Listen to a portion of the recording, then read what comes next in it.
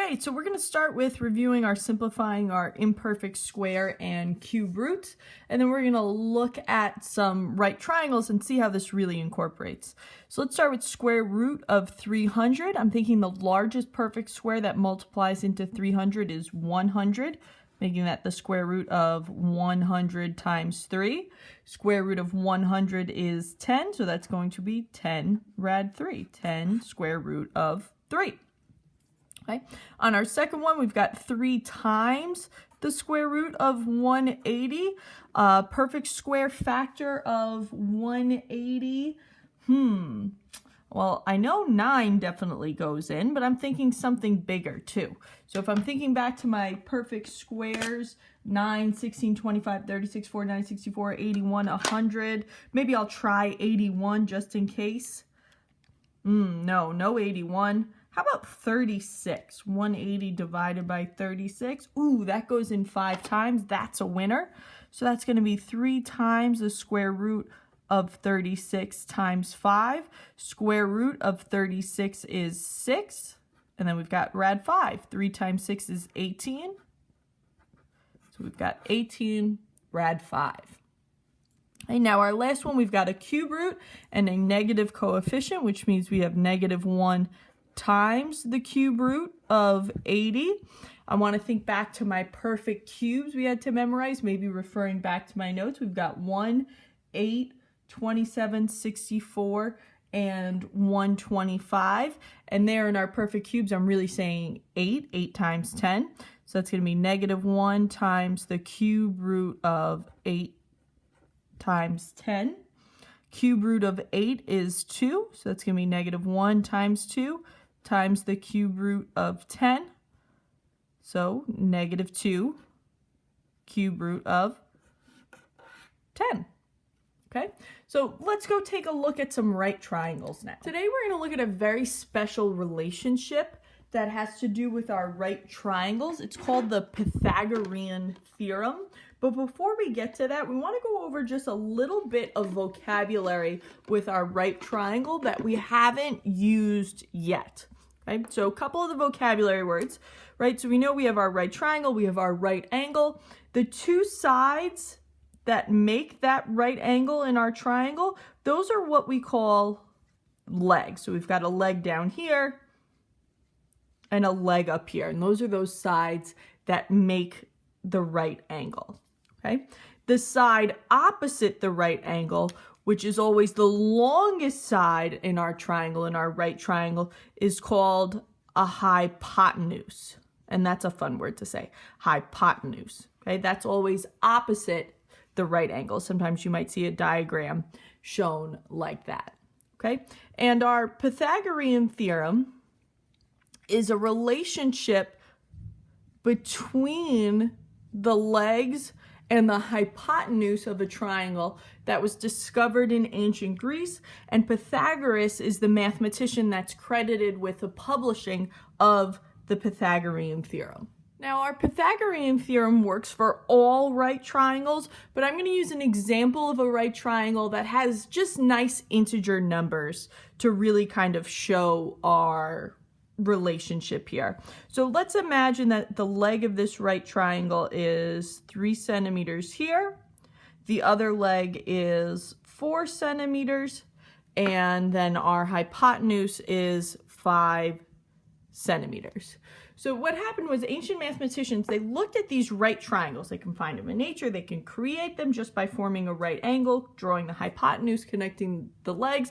And they started to notice a relationship between the legs and the hypotenuse. They knew there needed to be something there, something that was going on with them. And what they discovered is that if they were to construct a shape along the legs and the hypotenuse and find their area, there was a relationship. So if we take this leg that's 3 centimeters and draw a square off of it, now I'm drawing freehand, so it's not going to be perfect, right? A square is 3 centimeters by 3 centimeters, and find its area. The area of that square is going to be 9 centimeters squared.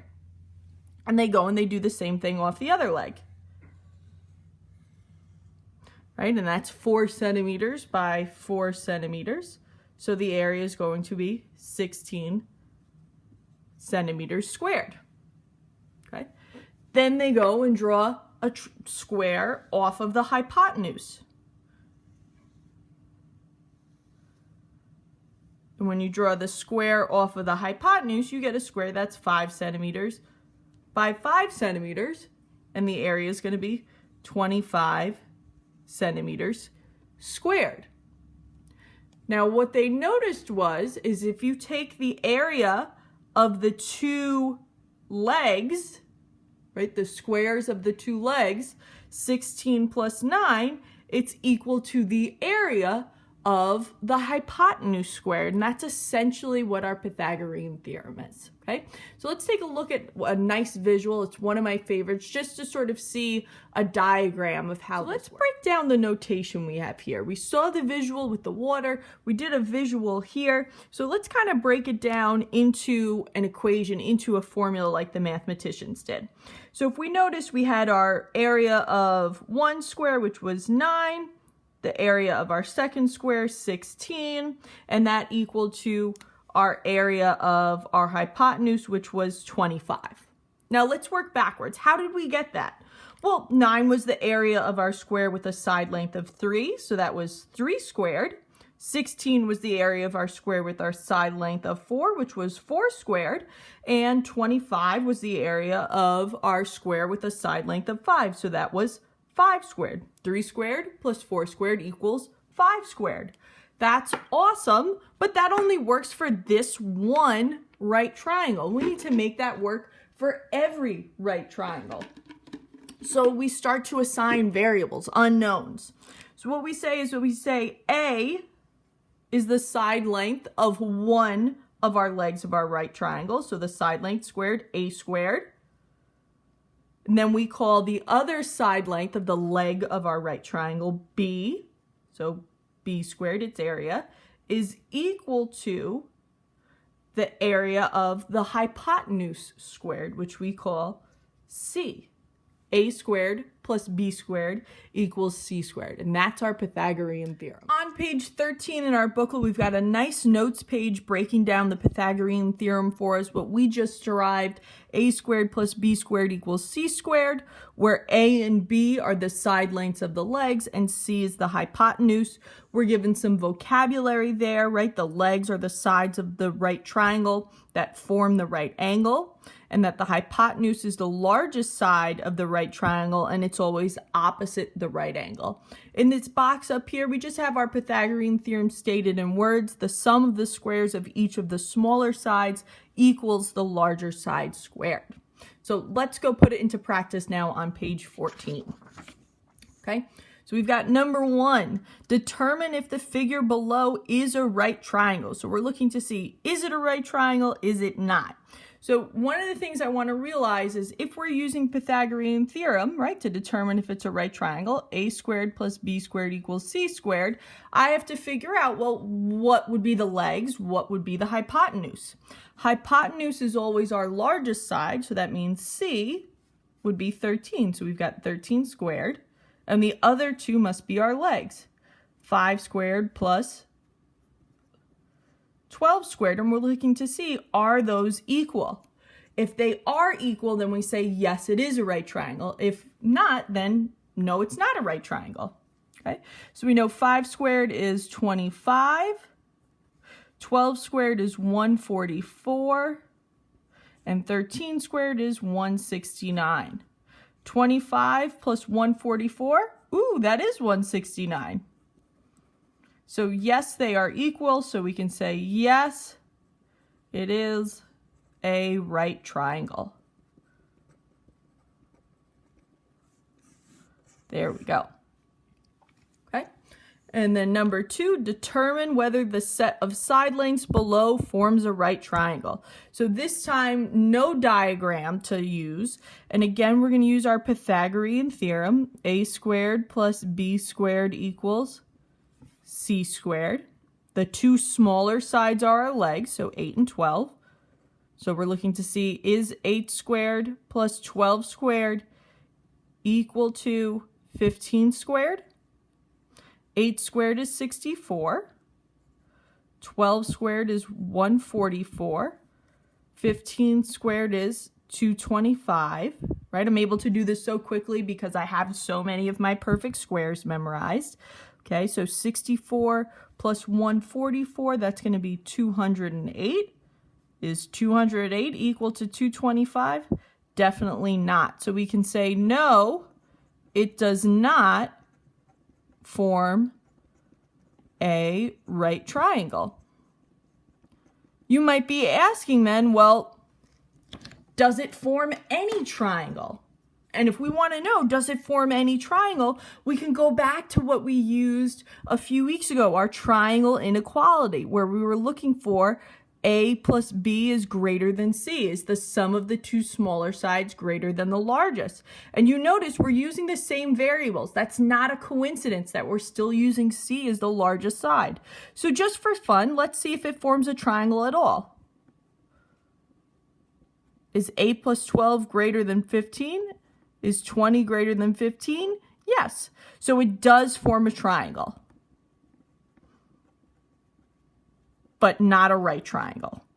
Okay? And that was a little extension for ourselves, just sort of a little connection piece. Okay? Number 3, our question's a little different. Find the length of the hypotenuse. Leave your answer in simplest radical form. And we're told the picture's not drawn to scale. Okay? So if we're being asked to find the length of the hypotenuse, and we can see in our diagram, yes, this is a right triangle, so we're going to use our Pythagorean theorem to solve for the unknown. So I should notice that both 15 and 10 are our legs, right, our A and our B, and that X is our hypotenuse, or our C. So we're going to substitute in. So we've got 15, so that's going to be 15 squared plus 10 squared is equal to, and I'm going to substitute in x here, x squared.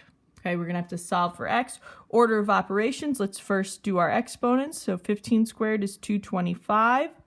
10 squared is 100 is equal to x squared. 225 plus 100 is 325. So we have 325 equals x squared. Solve for x, we have to undo that exponent. We have to undo the squaring of 2. Sorry, the squaring of x. So we're going to take the square root of both sides. Square root of x squared, what number times itself gives us x? X squared, which is x. Now, normally what we would do is we would grab our calculator and we'd use our square root symbol and we'd say, okay, square root of 325, and I get a big long decimal, 18.02777, blah, blah, blah. And that would be fine, but our directions say simplest radical form. And this is why we did that lesson yesterday of simplifying our imperfect square roots. So now we want to think about, what's our biggest perfect square factor of 325? Because it ends in 25, I know 25 is a factor, so I might just grab my calculator and just quickly, 325 divided by 25, 13, 25 times 13, that looks good. So I'm just going to simplify for myself. I've got square root of 25 times 13, and if I wanted to, I could do that work off to the side, but I didn't, so I'll continue there. Square root of 25 is 5, so that's going to be 5 rad 13 is equal to x. And there's our answer in simplest radical form. Okay?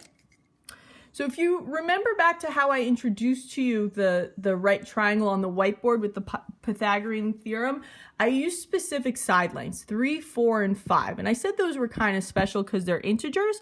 That's what we call a Pythagorean triple.